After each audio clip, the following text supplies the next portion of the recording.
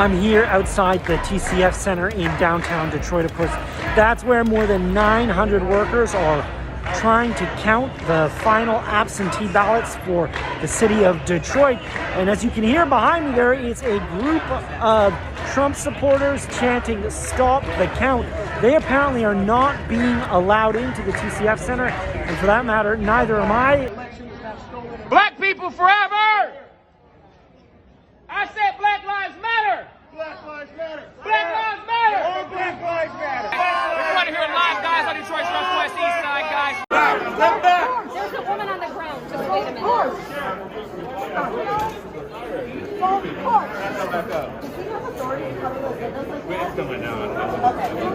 Let's hear what you have to say. Step back! Listen up! Step back! Listen up! Step back! Please give us some news. Destruction! Like home Michigan! Out of all darkness! Let us in! Let us in! Let us in!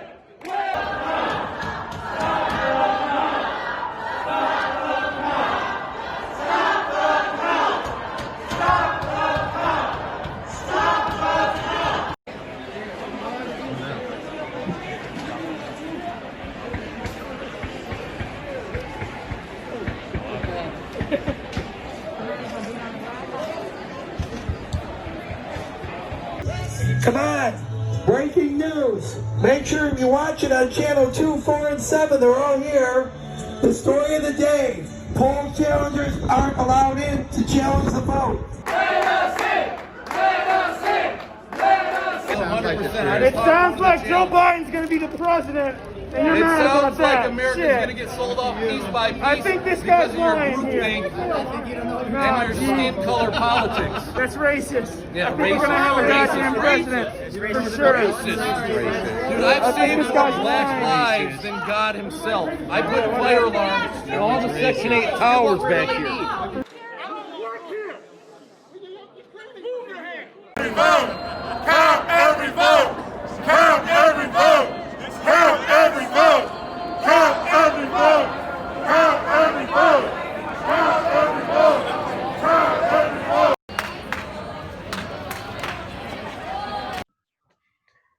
Yo, what's going on, everybody? Welcome back to the CANiVISION Midwest podcast. I am your host, Chris Jackson. Margeaux Bruner. And I'm Tatiana Grant. Hey, everybody. Hey, and so thanks for joining us. This is not the Foundation Hotel. It is not. We are usually at for our podcast, but apparently there's a lot of things going on related to the election. And so mobs and mafias and commotion and all of that stuff. So I was convinced that we should be safer and do it this way. So everybody's intact. You heard it right. This is the day after the election when we're recording this. And so we definitely want to jump right into it and have some conversations. Tatiana, last week, I made some guesses, right? Some predictions. You did. I made some predictions. I recall. I'm not recalling what they were, but I recall. Okay. There were multiple states that were mentioned and predictions and all that fun stuff. Yep. True. And I think I went 80%, 4 out of 5. That's a good day. That's a good day. I was wrong about Mississippi. I thought for sure. We talked about the Bible Belt. It's coming back to me. I thought for sure that Mississippi wasn't going to pass. Just be on the strength of, like, you just got casinos. So so how you hear ratified the 13th Amendment. in that. So how are you down for cannabis? But it passed. So cannabis nationally swept. It swept the ballot, which is cool to see. And so we'll dive into that a little bit today. So the title of this episode is What Happened. Now, the verdict is still out on what's going to happen with our president, right? Who's going to be our president, we don't know. Are people going to overthrow the government? We'll see. It's all type of stuff going on right now, y'all. But in the meantime, though, we can talk about, what the national ballots ultimately mean for cannabis, right? And so of the 5 states that were, and I'll start with you, Margeaux. Of the 5 states, well, first of all, I'm sorry, I'm rude. Margeaux, why don't you tell us a little bit about yourself? Your background, what you do, who you are. I assume everybody know you. You're famous to me, at least. You know what I'm saying? So, go ahead. I am Margeaux Bruner. I am the Director of Compliance and Diversity Inclusion for Red, White, and Bloom. I am a Board of Director member for the Minority Cannabis Business Association, and sometimes a lobbyist and political pundit in this space, I guess. Okay, and what's your background? Yeah, that's accurate. Yes. What's your background? Yeah, like how did you get your start in the cannabis industry? So the first thing I did was, I was watching an episode of Weed Kit, and there was an episode called The Mary Janes, and they presented Women Grow for the first time. I had ever seen that in 2016, I guess it was now. And I was kind of intrigued because they said it was a new industry and it was on par to have more C-suite positions for women than any other industry. And I was curious. And at the time, I was working as a benchmark coach. I was a project manager in automotive world. And I went to work that day and I bought a ticket to Denver because I wanted to see what an advanced market looked like. Because Michigan was kind of quasi-legal. Like, we had dispensaries, but excuse me, we weren't seed to sale at that time. So I knew that wasn't, the final evolution of cannabis for Michigan. And I went to Denver. I saw a lot of things. I met a lot of people. And when I came back, I told my mother that I was going to work in the cannabis industry. And she was like, I don't know what that means. And I was like, I don't either, but I'm going to do it. And whatever I do in this capacity, I just promise you I'm not going to jail. And so from that point, I became a member of Women Grow. I became a market leader for Women Grow. I was hosting monthly meetings in downtown Detroit at Fishbones on various topics. And I started to present in, I guess, a relatively corporate way. Like, I did Detroit Startup Week and some other things. And then I had the opportunity to serve as a commissioner on the Michigan State Police Impaired Driving Committee. So it was the first opportunity that I had to make some policy in the space. I was with the Proposal 1 campaign, which brought adult use legalization to the state of Michigan. And then I was on our Attorney General's marijuana policy work group. I also am a member alongside you, Chris, with the National Cannabis Industry Association State Regulations Committee. So I just am really curious about policy and law and the end of prohibition and what that means in a business sense. And it's just led me a lot of places. It means we're going to have a party is what the end of prohibition means. Like, it means party. Well, that party was 2 years ago for me. So that was this time in 2018 when Proposal 1 passed. Word. So clearly you do a lot of cool and important shit. You know what I'm saying? And I respect you for that. So back to what happened last night, right? During the election. So which state? Still going on. Yes. No past tense. So we conclude in January. So the rate that it's sounding like. Yes, correct. So let's talk about this continuous election. Yes. What state are you the most excited about that passed legalization last night? Honestly, none. Because regardless if your state is legal or not, there's weed in your town, there's weed in your state, there's weed in your city, there's weed in your subdivision. There is weed everywhere in America. And some people are coming to terms with that. And they're finding ways to create legal structures and not incarcerate people. But also because we went through the pandemic and we saw so many states determine that this was an essential service, it has proved to be a commodity that's relatively inelastic. So if we're in a pandemic, if we're in a shutdown, the numbers still go up, up, up for consumption when there's legal consumption and there's taxation. So it only makes sense for states to attempt to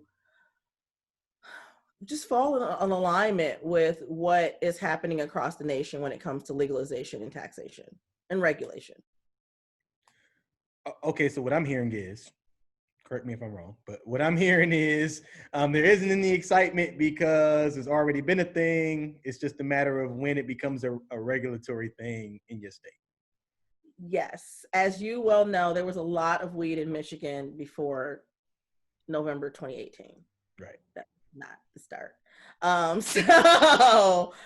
It's important to have these conversations because when you have a state or even a municipality who says, like, we don't want to opt in because we don't want weed in our town. That's what we don't want weed in our town. Like, there is weed in your town.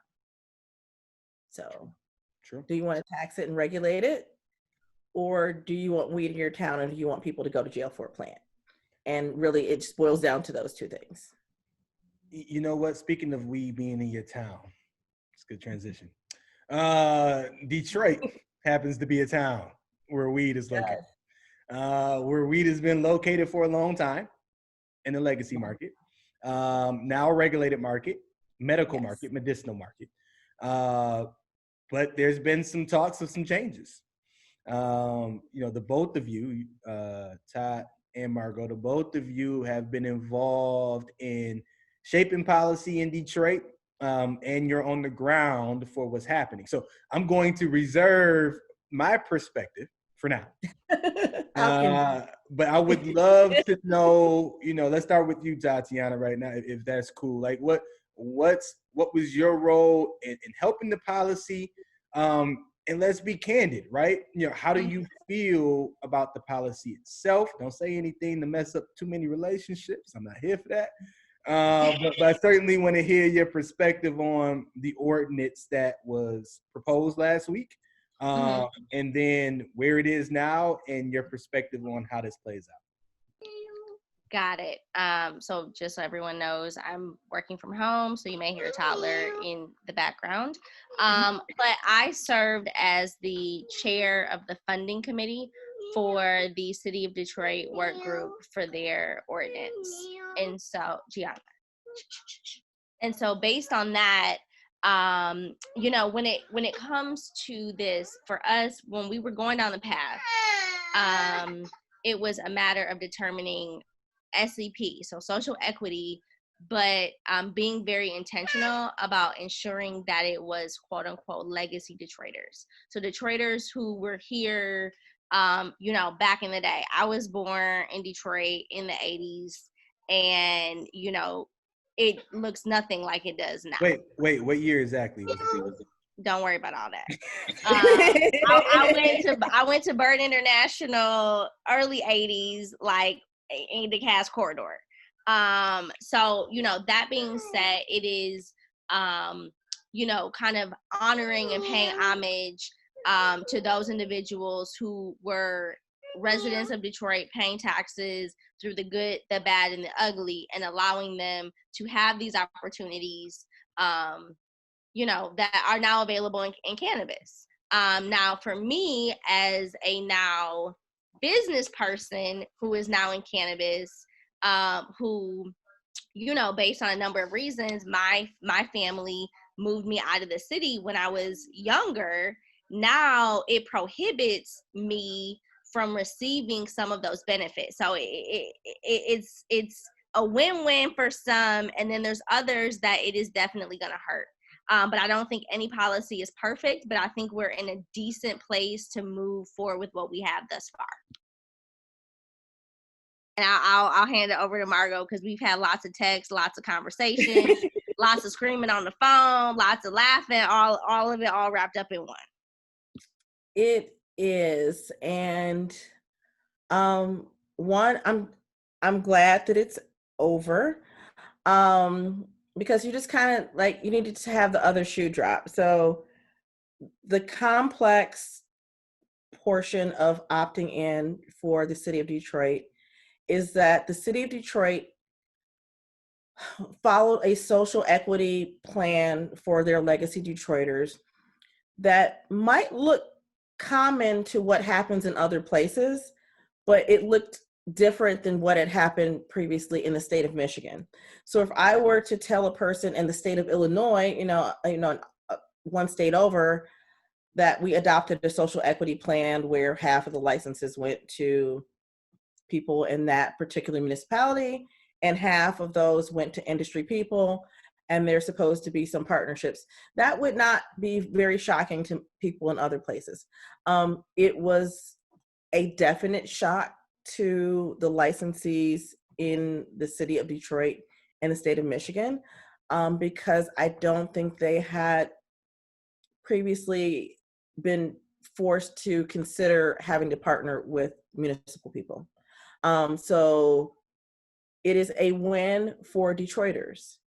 And there is a certain excitement in the city of Detroit from people who are in city government with having created a piece of policy for an 82% African-American city. And so I think that you have to kudos for that and hold space for that. And then also there are the people who are part of the industry, just general licensees, who aren't quite sure what this means for their business. Will I be able to transition from medical to adult use? Because not being able to make that transition could definitely be a death sentence for some businesses. So I think that it is complicated. Under most circumstances, cannabis is a new industry, and so the way that we create law through ballot initiatives, but quite often, unfortunately, sometimes that's case law. Sometimes they're lawsuits to establish what the rules and the boundaries are. The one thing that made Detroit unique is that there is a clause that if there is successful litigation, then essentially it implodes. There is no adult use for either legacy Detroiters or traditional licensees. So it is unique to this small space to operate this way. And people, I think some people haven't quite wrapped their heads around it, but it is the municipal law and they will have to figure it out from there. Yeah, and I think the other thing for me is just knowing how capital intensive this space is. I have a very fine line on where the equity can and can't come and where the lines are drawn. Me personally, and being a professional in this industry, I don't know what the right fix is. Yes. Word. I appreciate the perspective. I mean, I'm in an interesting space, right? Because I come from urban city America. Yes. So Pontiac, super similar to Detroit, as I've said before. Just a lot less people, right? But at the same time, I'm also a licensee, right? An operator in the city of Detroit. Yeah. And so, generally speaking, it does not benefit me at all, right? Let's be clear. Like, it does not benefit me to push for an equity program from a business perspective, right? It doesn't benefit me or the store or my partners. At the same time, what's right is right, right? So shout out to Detroit for at least attempting to put something in place that says if you are of the legacy nature in Detroit, then we're going to give you an opportunity to actually participate in this market, as it should be, right? Were there other, and I'll say it, I mean, like, were there other things that could have been done that would have been more effective? I think so, right?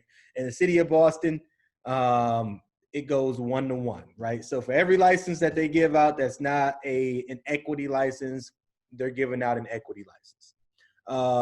I think part of the issue in Detroit is that, there was already an established market, and then you're trying to fix and or undo the lack of equity that exists later in the game. Go ahead, say your piece. So our medical program, the MMFLA, did not have any social equity in it. And it also had capitalization requirements. So those two things kind of don't go hand in hand, where I say you're an underserved city with above 30% poverty rate, and I want you to come to the table with $500,000, of which 25% is liquid cash. So you ain't got that? I'm waiting on you. But but with that, so there was an established market, but there was not a pathway to equity under that premise. And Detroit's market predates the medical program. The medical program was adopted in, I believe, 2016 and went into effect in December of 2017. And there have been operational dispensaries in the city of Detroit since 2011. So there is a legacy market that predates the medical market that was operational. And at that point in time, because people weren't aware of what the laws were, or they were aware that, hey, this is not totally legal, and this is an African-American city, and I don't quite feel comfortable opening up a storefront that says I sell marijuana and I don't know what the laws are to support that. So there was a lot of confusion at that time, because at a high point, there was over 200 dispensaries in the city of Detroit proper. Like, you couldn't go 500 feet, dispensary. So the city became extremely over inundated with dispensaries, and that was a bit much. And then they scaled back to 75 being the medical cap. And now they are adding this recreational classification. So I don't think that there is a clean and straight path to equity that existed here, where you can say what someone should have done when there was no options for them. And I think that also this plan was supposed to be adopted in very early 2020, and it was not, because of the pandemic. So there was a lot of discussion that went on throughout the entire 2020 year up until this point. And I think that we're just kind of at a different place as a society, where there's an awakening and awareness that there are inequities in our country, in our cities, in our states. And this was an attempt to rectify that. So I get that there are people that don't understand it and don't like it and are definitely concerned about their bottom line. But ultimately, the city has a responsibility to the citizens, and they were attempting to serve them in some capacity. Yeah. So, but when you say though that is so yes, but at the same time, like, the city also, the same leadership, and this is for any municipality. I'm not just trying to call out Detroit, but right. The same leadership in some form or fashion, whether it was because of just not knowing enough and becoming more sophisticated or whatever the case is, you allowed for X amount of licenses, right, to already exist in your municipality, right? Yeah. And so while I appreciate the effort to rectify, you've also essentially said, we want you, whoever, in our community. You've already said that as a city collectively. And so as a business person, right, how do you, and this is a question for both of you, right? How do you say, okay, well, here's a permit for a type of license in the city of Detroit. Here's a similar permit, though, that you don't just automatically get access to, but yet you have to put yourself into a general pool of applicants. Like, how do you even, how do you think that's going to be successful without some form of litigation? Like, are you just prepared? You don't have to answer this, by the way, either one of you. But I mean, are you going to pull the pin out the grenade and litigate this and hold the grenade? Like, you're holding a grenade. Like, you have to understand that you're holding a grenade when you decide to litigate this. So there are other ways around it. I mean, you are, well versed in politics as well. So I could potentially do a ballot initiative, which would allow me to circumvent the language of a lawsuit. But voting registrations at an all-time high because of presidential election is anybody going to vote in a special election in March against social equity? Are you going to get people to vote against social equity in an 82% African-American city? I think that the one thing that is being left unsaid is you could partner with someone from the city of Detroit or be a good citizen in the city where you are operating and doing business and have made millions of dollars. But this is just a different climate. Everything for social equity breaks down into a hyper local level. So you might see people who are more just open to diversity and activism in California and try to put this forth in California, and it would probably be supported much more so than in Michigan, where we have not seen those attempts and acknowledgments that there was a war on drugs that decimated communities in the city of Detroit. And it wasn't weed. It wasn't like weed was what did it. It was the criminalization of weed that did this and that disenfranchised people from multiple things, from housing, from opportunities, from, schooling. So it's very, very complicated. And it's complicated because all of these issues in a melting pot get dumped into the cannabis industry when they're really just a small picture of what is happening at large in society. So it's a heavy lift for the industry, for sure. Yeah, and I mean, I think there is something to be said about partnering, the whole 51%. I think as a business person, in any partnership, I've had partnerships where things have gone wrong. I've had partnerships with my partners have literally committed fraud. So again, it goes back to business and what makes sense and what's the right partnership. But as Margeaux shared, that's definitely an option. And there are benefits to being a legacy Detroiter. And going down that pipeline, there's of course discounting when it comes to fees. There's some funding opportunities, access to land within the green zones and things of that sort. So I think for the right partnerships, it could be really advantageous. Okay, fair enough.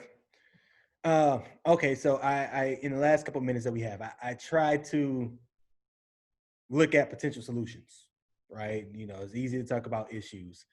So tear this apart. We only got a couple minutes, so don't come into me too bad. But I'm thinking about how some municipalities are saying conditional licenses that people have not taken care of or taken advantage of, whether it's because they just decided not to do anything with it, whether it's because they just haven't been approved, whatever the reason is, right? Some cities are saying we're going to take away these conditional licenses and then do a reapplication process, right?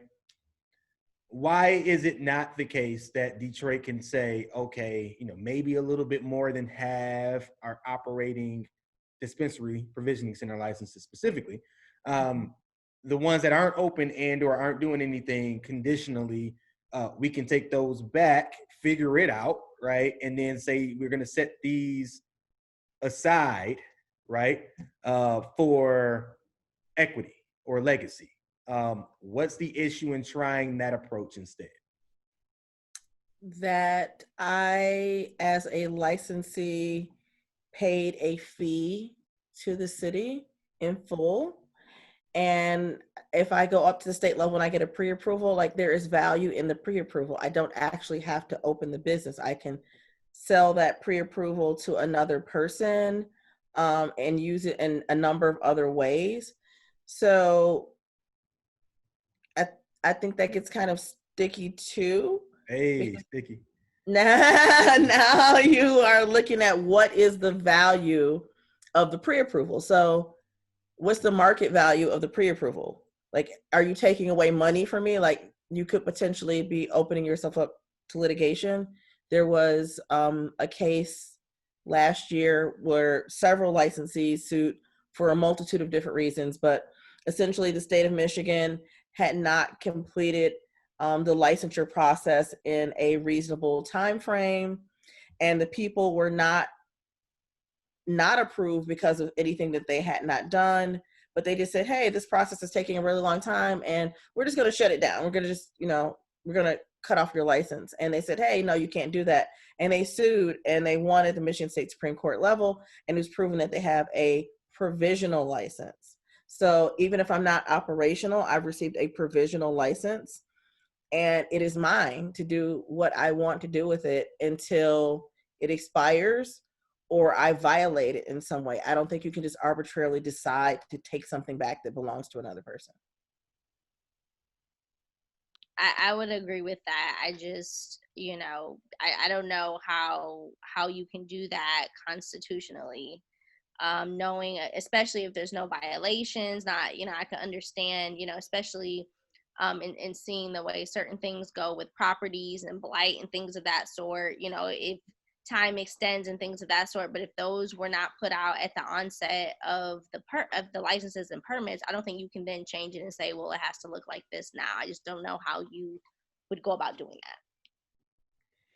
Okay, so what I'm hearing is, for any municipality that already isn't involved, get it right the first time.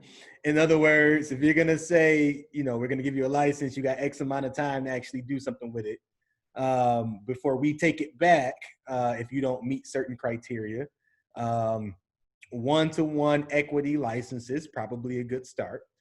But unfortunately, it doesn't help the Detroit situation as it stands, is what I'm hearing. Okay, fair enough. I appreciate the perspective on that, right? And it's a tough situation because we want to see equity, and Detroit did, I think, what it was supposed to do on behalf of its citizens. But you already have existing licensees, right, who have made a lot of money, to your point, not claiming that's us, by the way. Holla at us at Sticky Detroit. But you already have some licensees that basically say, look, we're gonna fight this, A, because we can, and B, because we think we're gonna win. So assuming the worst happens, depending on what side of the fence you sit on, and the ordinance is either thrown out or a settlement happens, what next, right? What is like, how many times do you go back to the drawing board to try to figure out a way to incorporate equity, in this case, into an already saturated situation? I don't think they plan on going back to the drawing board. I think they gave you what they gave you. And it's like an episode of Chopped. Like, you got the viewer's choice basket, and what are you going to make now? So okay. That's a really good analogy. Take this Jello and octopus, and what can you do? And good luck, huh? Yes. Good luck. Okay. Yeah. I mean, I do think that there's something to be said. All of these companies would not be so hungry to get into Detroit if it wasn't value in it. So, ultimately, like, let's be real. Like, and I get kind of having that boss up mentality of the city. Like, if you want in, you got to play by our rules. So it's just kind of a balancing act of, how do we make sure Detroiters are taken care of? How do we make sure that we're not just consumers in this? I think on the flip side, though, having worked on the ordinance and also having friends that are Black-owned retailers, dispensaries, and hearing their pain and their issues and being pushed out the market with not being able to get product and, things of that sort, like, it's very real. And I have empathy for them. But it's again, what I still don't know what the right mix is. Because even with some of them, you would think that this would be great for them. And, it doesn't sound like all of them are going to be able to take advantage of that path. And so for me, as somebody who was on the committee, one of the things that I kept saying is, so you mean to tell me we want to make these companies have to compete against these vertically integrated MSO companies that have all this money? We're really putting them against them, and they have to go down that same general applicant pipeline. And unfortunately, if they don't meet the requirements of the Legacy Detroiter, they do. So, you know, I've just been praying and hopeful that, you know, either they have some family members, they have some partners that do qualify, or whatever the case may be. You know what? I'm as excited to see what happens with this as the presidential election, man. And ironically enough, we might have to wait until January for both. So, you know, so sit back and wait. Basically, is the moral of the story for now. But you know, like I said, wrapping it up, dope that Detroit tried. I think other cities are just going to learn from, you know, what municipalities have already been doing. But at the end of the day, you know, small business is the lifeblood of any community, and we should be good stewards of the communities that we exist in. And so, you know, never is there, I don't care if it's predominantly white, Black, Asian, you know, Latinx, other, right? I don't even know all of the proper things to say. But if you exist in that community, it should be your goal to be a good neighbor, right? And contribute to the well-being of the community that you exist in. Obviously, not everybody feels that way, but I seem to think that, you know, I tend to think that you become more successful in doing it. So anyway, quickly, Margeaux, you currently work for Red, White, and Bloom. What is Red, White, and Bloom, and what are y'all up to? Red, White, and Bloom is America's cannabis company. And we are I like that. in the middle of mergers and acquisitions and things of that nature. We recently acquired Platinum Vape. There was a licensing deal signed with High Times to co-brand the stores, and now we're in process of opening up stores in multiple states and being an MSO that is conscious of the need for diversity and inclusion. And hopefully, you know, taking an approach that doesn't cause a need for so much force. I think that you and I kind of have had a bird's eye view of the Michigan market, and it has not always been totally inclusive, despite the fact that there are the three of us here on this call. Like, there's probably like a handful of other people in this industry, and that are people of color. There are not very many people of color in the state of Michigan that are operating, you know, at a certain level. And so now we have an opportunity to see what that is going to look like in the city of Detroit. And maybe other places will follow suit as well. I know Grand Rapids was a city that didn't have social equity. They added it. Highland Park recently opted in. So there are multiple municipalities that understand that there are people that want to partake either through ownership, employment, vending opportunities, and being a part of what is an inelastic industry. Like we stayed open during the pandemic. So that's very, very important to note, and create opportunities for people in the communities that we are service operators. We did stay open during the pandemic. It was nice. Yes. Not gonna lie. You know, shut down everything under the sun. But hey, listen. And it was still moving. Listen, to any, in case we do have any elected officials listening from anywhere and everywhere, if being deemed essential doesn't help your economy, I don't know what can. So that's my pitch for cannabis. Anyway, well, thanks for coming. Thanks for joining us. Always dope to link up with you and discuss things that we talk about a lot, but not necessarily putting it out on the airwaves, but these are conversations that people should hear. So we appreciate you being here. Hopefully next week we are back at the studio. Really depends on my co-host. You know what I mean? She called the shots, and we just do what we gotta do. I'm a mom, and I was like, I am not driving down there. Have you turned on the news? MSNBC is there. People are going crazy. It's not happening. I have a kid to get back to. So, yeah. So, yes, hopefully next week it'll be. We didn't want them to like bust the window in the Foundation Hotel. Like that could have got really. That would have been amazing content. We would have survived. No. Listen to this boy over here. Exactly. No, All right, I don't need my addicts moment. Thank you. Well, we appreciate y'all for hanging out with us. We'll see you next week for the CANiVISION Midwest podcast. Thank you. Everybody, have a good week. Absolutely.